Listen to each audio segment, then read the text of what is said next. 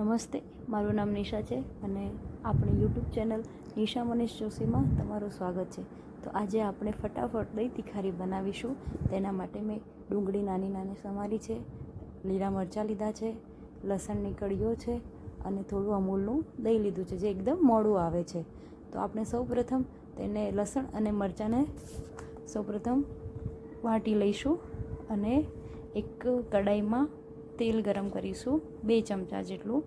પછી તેનો બરાબર તેલનો વઘાર આવે એટલે એમાં રાઈ, જીરું અને હિંગનો વઘાર કરશું અને તેમાં લસણ અને મરચાંની પેસ્ટ નાખીશું.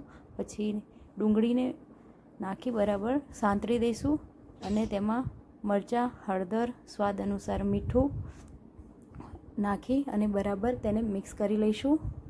પછી તેમાં થોડું પાણી એડ કરશું અને તેને એકદમ લો ફ્લેમમાં 2 મિનિટ સુધી પકવા દઈશું.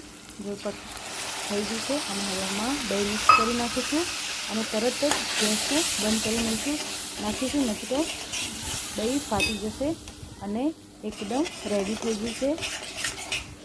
તો સરસ મજાની દહીં તિખારી બની ગઈ છે. તો તમે તેને ભાખરી જોડે, રોટલા જોડે કે પછી રોટલી જોડે પણ લઈ શકો છો. અને મારી ચેનલને લાઇક, શેર અને સબસ્ક્રાઈબ કરવાનું ભૂલતા નહીં. Thank you.